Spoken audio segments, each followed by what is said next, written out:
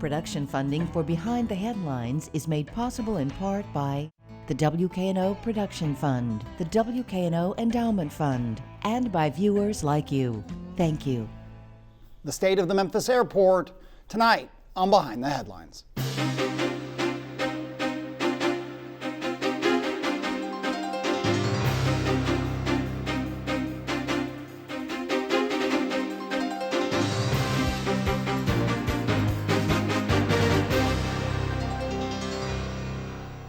I'm Eric Barnes with the Daily Memphian. Thanks for joining us. I am joined tonight by Scott Brockman, President CEO of the Memphis Shelby Airport Authority. Thanks for being here. My pleasure. Thanks for having me. Along with Bill Dries, reporter with the Daily Memphian. So, we've done this, maybe it was a year ago, and talked about the changes at the airport, and we'll walk through the renovation that's happening that is actually much more visible now than it has been, and where that's going in the timeline. We'll talk about service and some of the new flights you got in. Part of it I was looking, though, at on your site, on the airport site, there's, 15 years of numbers, of traffic numbers, cargo and people. And it is interesting to look at it just to kind of flip through the PDFs, which is apparently what I do in my free time, and see how we went as the Memphis airport from 300 flights a day, give or take, to where we are now in the 70 or 80 range, I believe. 5, 6, 7 years later, since the dehubbing of Delta, how do you feel about where the airport is? Well, I think based upon expectations of the industry, I think we're doing fairly well. What's lost in all those numbers, that's getting a little deeper, is the fact that when we had 300 flights a day, the average number of seats on those 300 flights was 58.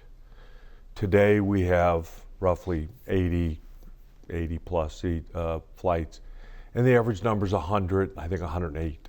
Oh, really? So when you equate the two together, it's a lot more equivalent flights. So, it's the challenge, and I showed in my annual report to the board, I showed the 5-year history since dehubbing. And when you look at that number, the number of flights, the first 3 years did not go up. As a matter of fact, it went down slightly because there was still tweaking going on by Delta and that. But the number of seats went up fairly radically and the passengers went up. Part of the other challenge when you compare the numbers is back in the hub days, we really didn't track origin and destination passengers. We tracked total passengers. An origin and destination would get into people who are just flying local or people coming to for business in Memphis. Those transfer people getting off one plane on another was really what the focus was for. That's what all the concessions were for. That's what all of the amenities were for, because we were a very efficient hub and very quick connecting. Now the focus is on the origin and destination, the people that are either living here or coming here to do business. And so it's a different environment. But those numbers, if you compare the origin and destination then and now, you're going to see they're up considerably, more than I believe they ever were, except we didn't track them. Yeah.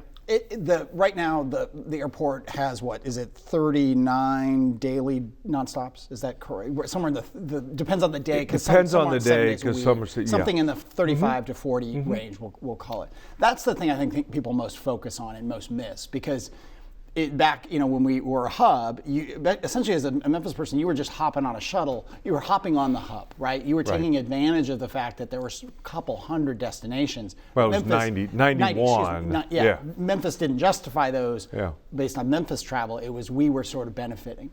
What does it take? And Allegiant recently announced a number of couple-day-week seasonal nonstop destinations. You are chipping away, you and the airport authority are trying to chip away at that. What does it take to bring in more nonstop direct flights? People talk about San Francisco, they talk about the Pacific Northwest, they talk about Boston. What's it going to take to get some of those big cities nonstop on a regular basis? Well, it takes one or two things. Okay, it either takes us being able to demonstrate the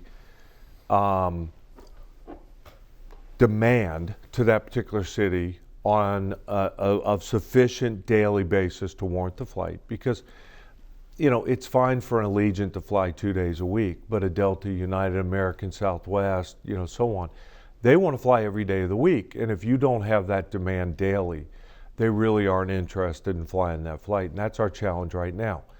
The demonstrated demand of Boston, let's call it 100. It's a little bit less than that. 100 a day? 100 a day. 100, what we call PDUs, passengers daily each way. And that's an acronym in my world. And so in order to get Delta to fly that, I've got to show how they're going to capture, with a larger aircraft, which they're going to fly, 140-seat airplane, they've got to capture all of them, plus I've got to generate demand. Okay. And that's the challenge. Yes, we've got growing companies and growing demand for Boston. So that's the challenge. It's a very long stage length. Yeah. So it's hard to get them to fly anything but a mainline. All right, Bill. The other significant piece of operations at Memphis International Airport is cargo. Yeah. And FedEx has had some what they call on the earnings call some headwinds in terms of their performance. Has that had an effect on the cargo numbers that you see for Memphis International Airport? Well, obviously we've seen a downtick in our cargo numbers, and some of that, I think some of that has to do with the trade issues that are going on. Some of that has to do with other factors, and I can't speak for FedEx and wouldn't try. But clearly we've seen after regular stable growth, we've seen a balancing or even a slight retraction in the tonnage. That's not always, worrisome. They're still investing in the hub. They're still focusing on maximizing the throughput in Memphis. And so, it's like anything. What goes down will come back up. And as things work themselves out, you've got Brexit, which is causing a lot of issues on trade. You've got the whole China issue. You've got the economic slowdown, which is going on much larger in China. I don't know how much people realize that, but so it's all these factors that are tugging. There's headwinds on both sides of my business right now, not just on the cargo side, but there's headwinds on the passenger side too. All right. You as we alluded to in the beginning, you are at the point where we're starting to see the results of a lot of planning for basically a makeover of the terminal, of the facilities for passengers at the airport. This took a lot of work to get to the point of where things were coming out of the ground and things were being moved around and people could see this sign of progress. Reinvention takes time. And, we started with one design. We decided to scrap it, thank goodness, and redesign to get where we are. The terminal, the concourses we're in today were not designed for the aircraft that are flying today. As I said in the first question, we've gone from an average of 58 seats to 100 and something seats. We're flying, most of the airlines and most of the activities mainline aircraft. Those hold rooms in the B, and quite frankly, A, B, and C, were not designed for that. So let me orient people just real quickly. I'm sorry to interrupt. B is what people think of as the main concourse. Main the one that's been concourse in the center. A year or so now. It's where Northwest and then Delta had the bulk of its flight. Correct. You go down and then it would go to a Y. To the left of that is C, and to the right of that is A. You probably do it Northwest. But just to give people orientation, and right now all the activity is in A and C as you are tearing apart and rebuilding the main concourse, or technically B. Okay, go ahead. And so what we're doing is basically modernizing the concourse, obviously, high ceilings, you've seen the pictures, but we're also sizing it for the aircraft we have operating today and going into the future. There will be a time, when that occurs, because every airline has different analysis, when the 50-seat RJs go away permanently. Right now there are a number of airlines still using them. But the smallest aircraft will be a 70-seat aircraft, and moving up from there. Well, eventually that 70 will go off and everything keeps getting bigger. And so when you're planning for the next, we got a 60-year-old building. When you're planning for 20, 40, 60 years, obviously you've got to look at how you're doing that in order to meet that future demand. And is that, you mentioned that there was a design, you just had to stop, reset, it actually increased some expense. I remember you told me, and I've drawn a blank, what was the problem with that original design? Was it this dynamic you're talking about? Or was it the addition of so many different carriers, which we didn't have traditionally? We were going to expand the hold rooms in that original design, but we were going to keep a lot of the old brick and a lot of the old structure. And what we were going to do is just add on to one side and basically keep the low ceilings, the brick, and the very choppy line of sight through as someone tried to traverse Right. that concourse on B. We decided once we looked at that, and we've got this 60-year-old building that was not built to seismic standards. So as we rebuild all of our facilities, we've got to bring them up to a current modern day code. And we found we were going to spend a lot of money underground in the first design, and not very much where the passenger would be able to feel it, touch it, see it, and enjoy it. This design still gets to the same seismic code compliance, but does it in a way where most of that money is spent where the passenger can enjoy it. You're still on target for what, early 2021 opening? We're looking at somewhere in the late spring Of 2021. So Okay. yes, we're And that- coming up on almost a year out. And then at that point, everything gets consolidated. So right now, mostly American in C concourse, mostly Delta and Southwest, Southwest over in and over in A and Allegiant in there. So everything goes into B. That's Correct. the plan. And new concessions or existing concessions coming into B. Is that correct? And I can't No, remember if you're adding- we'll do a restart and a refresh on all the concessions. Some of the stuff you'll know, Starbucks will still be there. Yeah. Okay, but we're gonna, we're looking to do some new things and bring some national brands in. When we were a transfer hub, we had 3 different barbecue places in the terminal. In each concourse, we had one because all those transfer passengers wanted Memphis barbecue. Yeah. Well, Memphians don't really swarm the airport. barbecue at the airport. Okay, Right. they get it, at their favorite place in town. So we're making changes to all of that to make it a better feel and a better experience. You'll have 23 gates, is that correct? And B, something like that, 20 to 23, 25, yes. 23. Is that enough? Given you are adding people and you're adding airlines and Allegiant is growing. I mean, it's incremental, but I think it was, up 10% in flights, 2018 to 2019. Are you worried you're going to get to 2021 and be maxed out and need some more space? Yes, I actually started talking to our airline partners in the summer of last year when we were dealing with budget and capital and stuff. And I said, you guys aren't going to be happy when we open the building because overnight we have more planes on the ground that are what we call RONs or remain overnight than we have gates to put them at. American has, I think, 4 or 5 gates and 9 to 11 planes sitting here overnight. So those planes are going to be staged somewhere else or at a gate that's nowhere near where their operation is. So it becomes operationally challenging. So my staff, my team, the airport team, which does such a fabulous job, we have such a talented team. We're going to have to get together and manage all of these moving parts every day. And we will, for the first time, have a concourse manager who will have to be the first point of offense and defense with the airlines as to where they park their planes and how they operate. And then how do we do maintenance? Because we're taking over maintenance for everything. In the past, the airlines maintained their jet bridges, and then we got called in when they didn't work.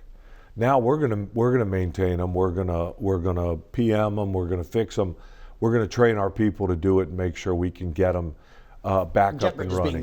being the flexible sort of accordion style. That connect to the yeah, airplane. Okay. Yeah, Connect Bill. the building. Yes. Bill. And also going back to the concourse for a bit, do you want to let passengers have or people with passengers have the ability to see them off at the gate? Well, a lot of airports are doing that. There's probably a half dozen, maybe a little bit more. We're looking at how do we do that. That's got to be in partnership with the TSA, and I think what we would like to do is get in the new building, get settled before we look at that. There are other customer focused things we want to accomplish first. Mm-hmm. And I think my team, like I said, I've got a great team. They're analyzing it. They're talking to our TSA partners as to how we would do that. We're not like some of those airports that are doing it. We don't have a shopping mall. Minneapolis has a mall in their terminal. Pittsburgh is building a mall in their terminal. They need people to go out there and shop, or those businesses can't stay alive. And so that's a lot of those airports that are doing that have malls. And it's really, as we were talking before the show, that sounds simple, but it's a very different world since 9/11, and there are all kinds of security considerations for just the simple act of letting someone see their loved one off at the gate. Yeah.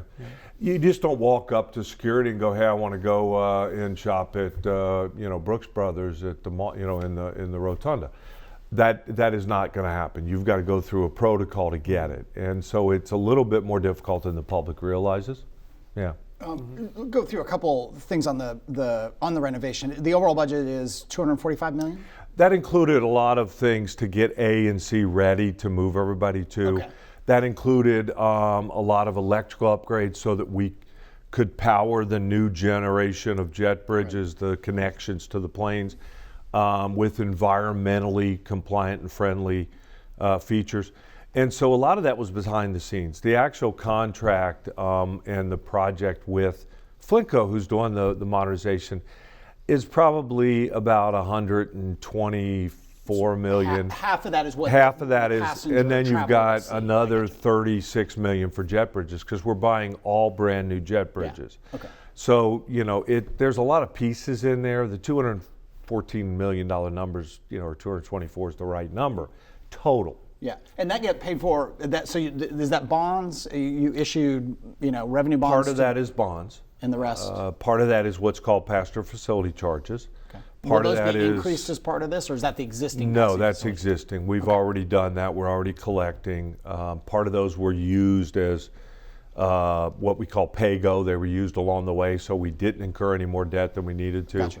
And then we got some grants. We got state grants, got federal grants. And so you bring all 4 or 5 of these funding sources together. And just one last number. I think I read that it's about 195,000 people are enplaning and deplaning, or no, it's 380,000 total in a given year. Is that what I read on your site? Does that sound Actually, enplanement and deplanement is about 2.5 million. Oh, so I have the a year. monthly number. That's Yeah, what the I monthly, have. I have. yes. Okay, so in a given month, Yeah. 380,000 people are coming in and out of airplanes. It might be the same person, coming twice or multiple trips, Yeah. but it's more than people think. One thing, and I just anecdote. I travel probably average of twice a month. So I don't know where that makes. It's not. I'm not the kind of person who travels every week like some of the power business travelers and so on. But I was there yesterday, frankly, and I think the way everything is separated, people don't realize how many people are at the airport at a given time because they go through they might go through the side security or they go through the main security, and they go one way or the other.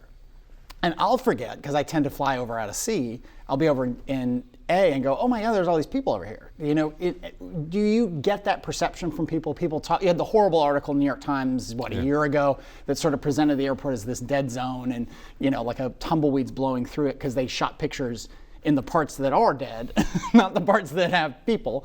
Blame the media as always. Do you get that feedback from people? That they don't understand what's going on because everything's so spread out right now in this construction phase? Well, it's better now than when we had Delta and Allegiant on B. Before we closed the B, we had Southwest on A, Right. and United American and the others on C. And people would walk down B and video and say, I can't believe this airport has Right. fallen this far. What's wrong with these people? Well, you only had one airline flying daily, Yeah. and they chose to operate all the way at the end. Yeah. You had no choice but to walk by 15 vacant gates to get there. Now, when we move everybody in B, it's going to be this miraculous epiphany of activity. Where did all these people come from? Nearly 400,000. And it's going to be an amazing thing when they've been there all along. You're right, they're spread out over 2 concourses and over what's effectively a 18-hour bank of flights, when you look at first to last. Bill. When you talked about jets and the size they are now and more seats for those jets, that was kind of really what shook things up. That and a big spike in the aircraft fuel prices that took down Pinnacle, for instance, and it was a pretty sudden shift. Has the industry adjusted to that? Does the industry know more about that trend than it did then, do you think? Well, I think the industry, quite frankly, has gotten smarter. Okay, rather than chase the best at something or the biggest at something, they actually figured out that they have shareholders need to make money. And so now they're focused on what's profitable and what's not. Well, flying a 50-seat aircraft with 45 people on it that uses as much fuel as a 120-seat aircraft didn't make sense. And so they started to wean those away. And where the markets that didn't work, they've eliminated those. And I think that's really what we've seen. You've also seen an influx of new aircraft type, modern birds that actually, with the new composites and the things that make them lighter and more efficient, engines have made a great stride over the last 5 to 7 to 10 years in the efficiency. So you're seeing an evolution in an industry where planes can get bigger and still, and then you can fly with a lower load factor, less people on a plane, and still make money. Mm-hmm. That brings us to the 737 MAX, the Boeing plane that was grounded about a year ago now. Yeah. Not really a clear end in sight to when it will start flying again. Both Southwest and I believe American are pretty big users of the 737 MAX, and so they've been juggling airplanes, and it has really hurt their, and the uncertainty of it has hurt their planning. I don't think anyone wants those planes in the air until everyone's 100% confident. I'm just talking about the logistics, and obviously the tragedy of the two crashes. How has that impacted, given that Southwest and American are relatively big players by Memphis standards, how has that impacted growth or potential growth? Well, that was the passenger airline headwind I was talking about. Yeah. And that is having a pretty significant impact at most airports, and Memphis is one of them. We actually have 3 airlines that fly that plane considerably, American, Southwest, and Air Canada. We had 2 flights a day to Toronto, one of which was on a large 2-class aircraft, and they were talking about going to a full-size mainline when the MAX, the delay, I think it was one of the first delays came, and they pushed it back another 6 months. Yeah. And they said, okay, we can't meet our flight demand. Right. Forget new flights, new destinations. So it has really impacted us, I believe, from a standpoint of the growth of Southwest, from the potential growth of American going forward. What do you think? I mean, are you hearing that, you're not an expert on American, but you're obviously in the industry constantly. Are they starting to look at other airplanes? Because they've got to sort of move on with their growth plans, not just in Memphis, but as a company. Do you think that these companies are going to start buying other aircraft? Well, American does have a mix of aircraft, so they're not the one that I really watch, because they do have Airbus in their fleet and different things. Southwest, which has been a sole 737 aircraft, airline forever. Okay, for the first time, Gary Kelly, their CEO, said we have to start looking at alternatives. Yeah, and that is a huge thing to say. They've now pushed the scheduling back. All the airlines are now back to June, I think, of 2021 or 2020. I don't have a crystal ball on this. A couple of minutes left, Bill. Scott, what do you? This origin and destination transformation has really been miraculous in its effects, going from being a place where people, the bulk of the passengers, the vast majority, connected to flights. Now it's origin and destination. People come to the airport, or they end their journey at the airport. What do you think the impact of that is on the economy? Is it a greater economic impact than being a connection center for passengers, or? Oh, it truly is, because obviously and what's happening, what you're seeing is we're bringing more people to the airport to fly. That's that advent of the ultra low cost carriers. There are people that 2 years ago had never been in that airport in their lifetimes, are now flying somewhere. And that's the competition and the lower fares. And that's really serving 2 different passenger bases for us. We've got the business base, which is the people that need the connectivity, the nonstop connectivity. But then you've got the leisure traveler, the people that are just going on vacation.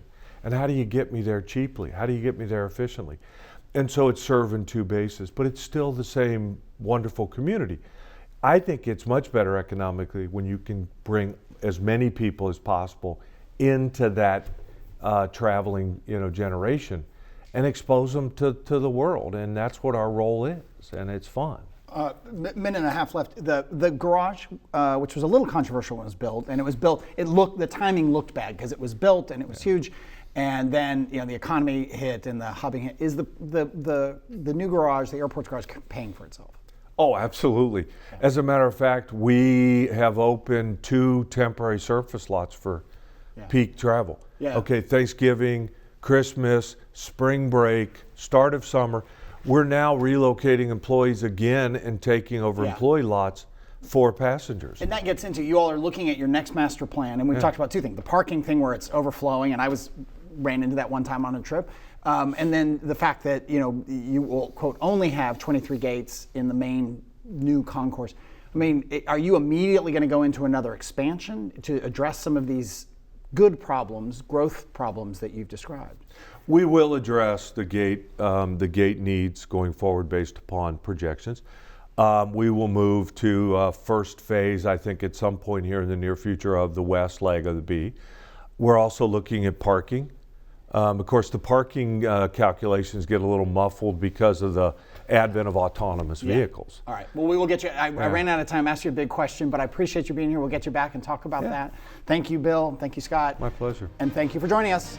Join us again next week.